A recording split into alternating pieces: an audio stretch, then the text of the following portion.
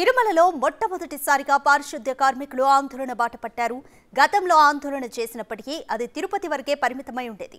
అయితే తాజాగా ఈ రోజు ఉదయం ఉన్నట్టుండి ఒక్కసారిగా 100 మందికి పైగా పారిశుద్ధ్య కార్మికులు ఆస్థాన మండపం వద్దకు చేరుకొని నిరసనల్లో పాల్గొన్నారు.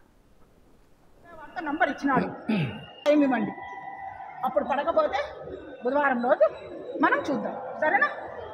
ఏం చేద్దాము, వేరే వాళ్ళకి ఇవ్వడమా? దీన్ని తీసుకపోతే బుధవారం రోజు సాయంత్రం తెచ్చి ఎవరికి పడలేదు, ఎన్ని నెలలు పడలేదు నాకు ఇవ్వండి పేరు.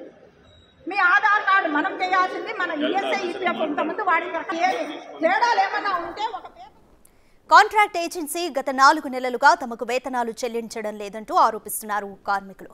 గతంలో సులభ్ ఇంటర్నేషనల్ ఏజెన్సీ పారిశుద్ధ కార్మికుల కాంట్రాక్టు నిర్వహించేది.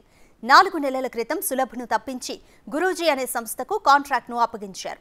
అయితే టీటీడీ తాజాగా ఉద్యోగుల నియామకాల ప్రకారం ఖచ్చితంగా ఈఎస్ఐ, పీఎఫ్ కట్ చేసి దాన్ని కలిపి వేతనంలో చెల్లించే విధంగా ఆదేశాలు జారీ చేసింది. అయితే ఈ విషయంలో ఏజెన్సీ నిర్లక్ష్యంగా వ్యవహరించడంతో 4 నెలలుగా చాలా మంది కార్మికులకు వేతనాలు రావడం లేదని వారు ఆందోళన నిర్వహించారు.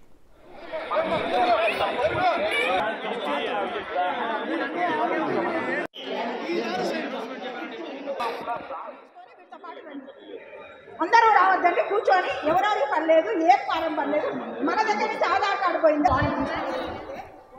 కార్మికుల ఆందోళనతో అక్కడికి చేరుకున్న హెల్త్ ఆఫీసర్ ఏజెన్సీతో మాట్లాడుతానని హామీ ఇచ్చారు. ప్రతి ఒక్కరూ ఖచ్చితంగా ఆధార్ కార్డుతో హాజరు కావాలని, అందుకు సంబంధించిన వివరాలన్నీ తీసుకోమని సిబ్బందిని ఆదేశించారు. అప్పుడు పడకపోతే బుధవారం రోజు మనం చూద్దాం, సరేనా?